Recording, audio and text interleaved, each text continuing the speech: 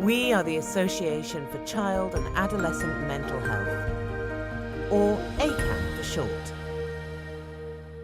Hello and welcome to the Papers podcast series for the Association of Child and Adolescent Mental Health, or ACAMH for short.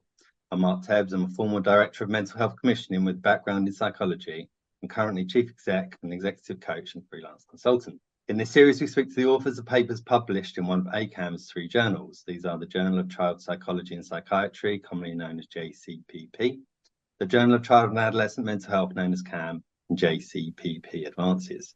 If you're one of the fans of our Papers podcast series, please subscribe on your preferred streaming platform. Let us know how we did with a rating or review, and do share with friends and colleagues. Today, I'm really delighted to be talking to Dr. Nicholas Fabiano, who's the lead author of a paper entitled How to Optimize the Systematic Review Process Using AI Tools, recently published in JCPP Advances. Welcome, Nick. Really lovely to be speaking to you today. Let's start with some introductions. Maybe if you could say a little bit about yourself, your career today, and your research interests.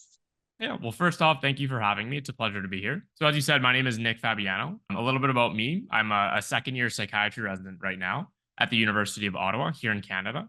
And my main research interest right now is really the overlap between mental and physical health. But I also have interest in looking at the efficiency of the research process. So looking at different ways that we can kind of optimize different parts such that it's done faster or more accurate.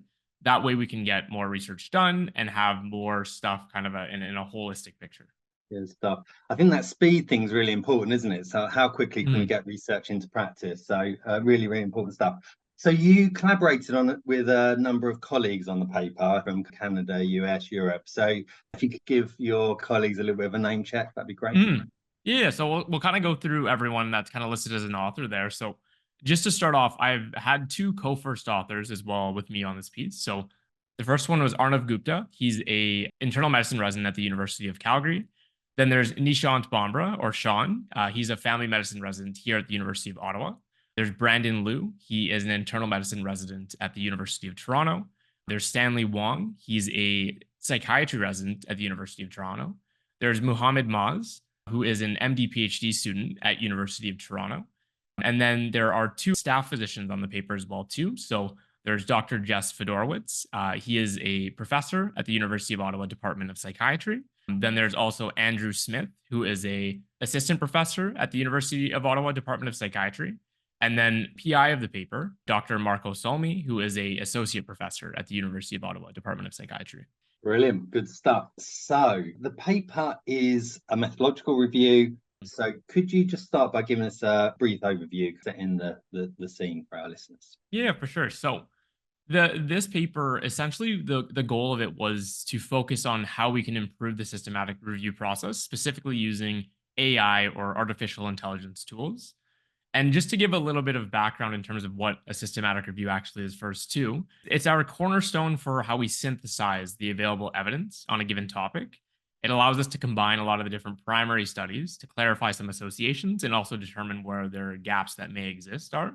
But the thing is, due to the ever-increasing volume of research that's turning out year after year, the traditional methods to do a systematic review are becoming less efficient and more time-consuming. So I found that there were so many different AI tools that were being released, and a lot of them had different potentials to optimize different parts of the systematic review process. Even if they weren't specifically geared just for a systematic review AI tool, they had capabilities that would be helpful for it. So our goal for this piece was to provide an overview of what tools are available and how they can be incorporated and where. And that's kind of what we do in the paper. We break down the paper by each section of the systematic review. So looking at the introduction, the methods, the results, the discussion, and piecing in where each tool can fit. And the important thing is it's not an absolute rule for each tool to each section, nor is it a complete list. There's more and more tools that have came out since then, but we wanted to provide a starting point so it's not overwhelming for someone who wants to learn a little bit about it. Brilliant. I found it a really interesting paper. I think it'll be really good for us to row back a little bit and just start with some definitions. So, we hear the term artificial intelligence a lot. So what does it mean? What is artificial intelligence? Yeah, so we hear, artificial intelligence or AI a lot, especially recently over the last few years, with a lot of the different tools and ChatGPT and different stuff of that sort being released. In the broadest sense, we can really refer to AI as intelligence exhibited by machines in its simplest definition.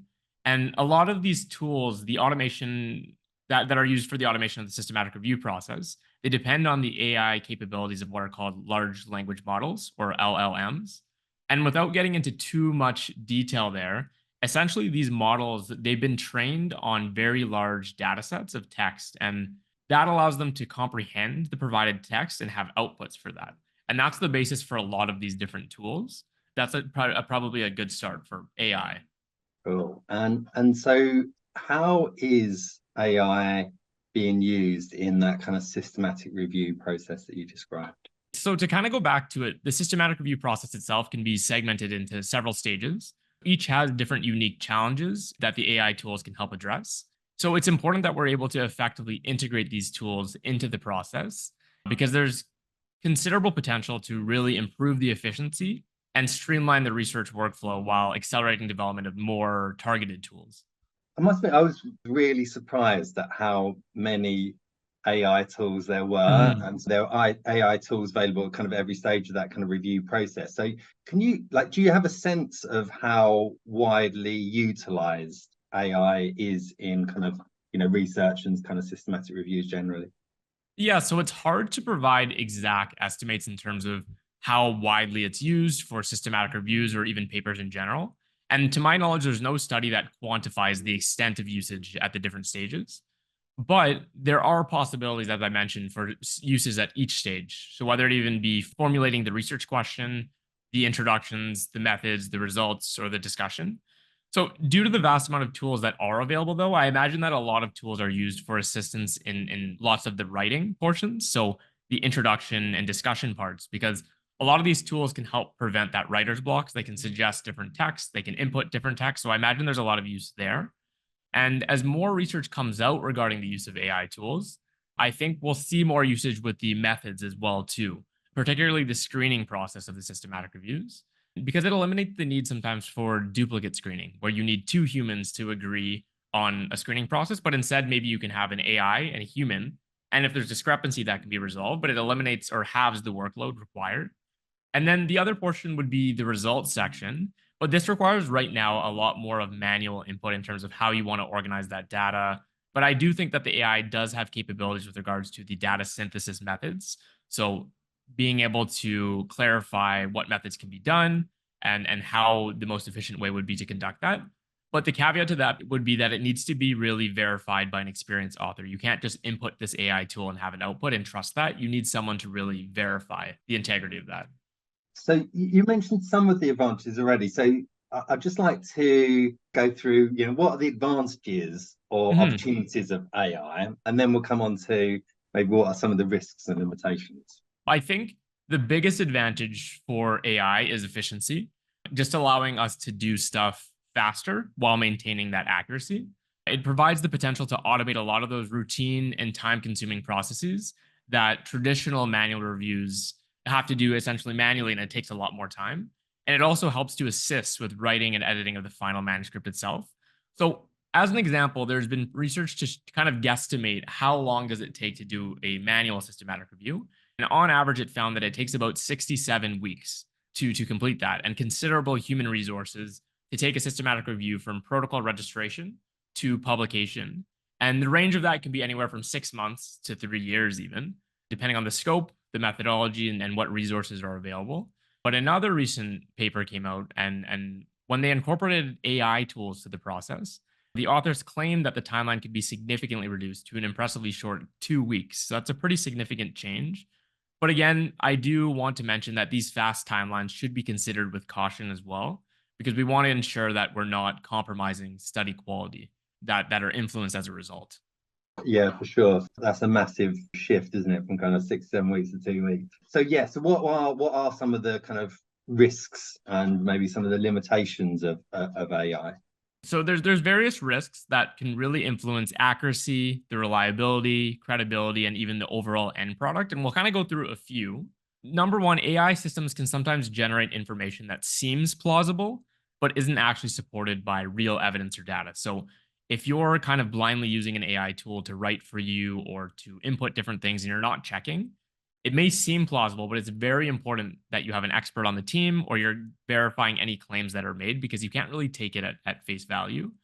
It can also introduce errors sometimes in the process of data summarization. So if you give it a large block of text or a table and you're instructing the AI to summarize it, it won't always summarize the portions that are necessarily important to you. It could omit details that could make the data erroneous. So again, highlighting the importance of really verifying a lot of those different things. Then the other things that are not necessarily risks, but more so limitations, looking at it at a global perspective, is sometimes AI tools are only accessible behind paywalls.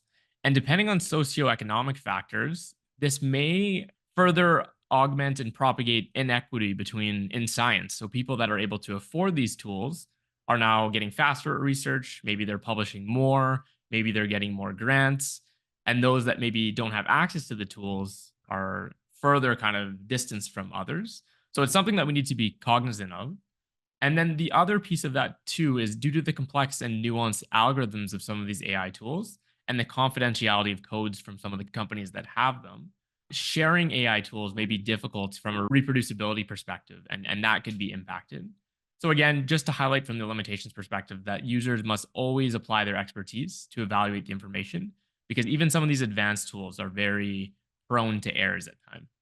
Yeah, I think that kind of principle around still being responsible for what is published, that even if it's produced by AI, you're still ultimately responsible for that content.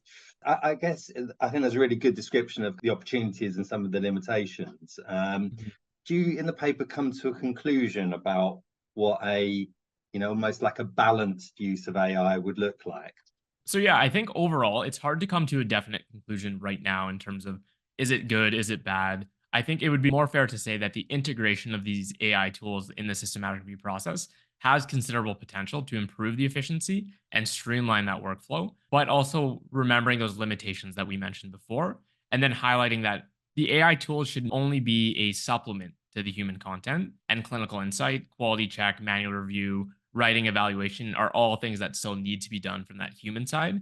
We can't just offload everything. So just to reiterate, the fine line is that it has considerable potential, but we also need to acknowledge its limitations.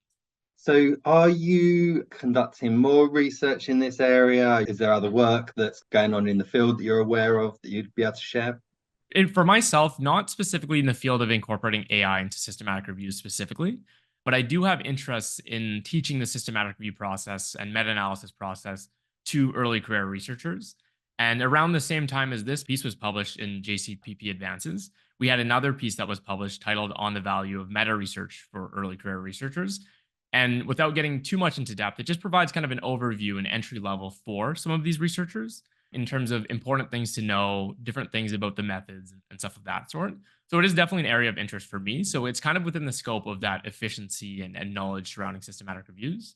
And I think in the future, I'm going to be planning on starting a piece on common errors in the systematic review and meta-analysis process. So just for people to be able to read, and whether they're new to it, whether they're even an expert in it, it's helpful to kind of read over and see, are there things that I'm doing from a methodological perspective that perhaps could introduce error or have a higher risk. And then even for myself, research in general, a lot of my research is based on systematic review and meta-analyses or umbrella reviews. And I have a lot of different projects on the overlap between mental and physical health underway currently. Great. So we've come to the end of the podcast. So thank you for your time. We're just wondering, is there like any final take-home message for our listeners? Yeah, so I'd say overall, just to kind of reiterate before, it's really that combination between AI tools and human expertise that can really harness the power of those tools while minimizing the potential risks, resulting in systematic reviews that are both efficient and trustworthy. So making sure, again, that we're not offloading all responsibility onto AI, but using it as a tool to supplement our knowledge or to increase efficiency rather than offloading would be the main message. Brilliant. Thank you so much. Really interesting conversation. I really appreciate your time. For more details on Dr. Nicholas Fabiano, please visit the ACAMH website, www.acamh.org, and Twitter at ACAMH. ACAMH is spelled ACAMH.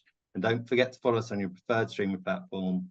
Let us know if you enjoyed the podcast with a rating review, and do share with friends and colleagues.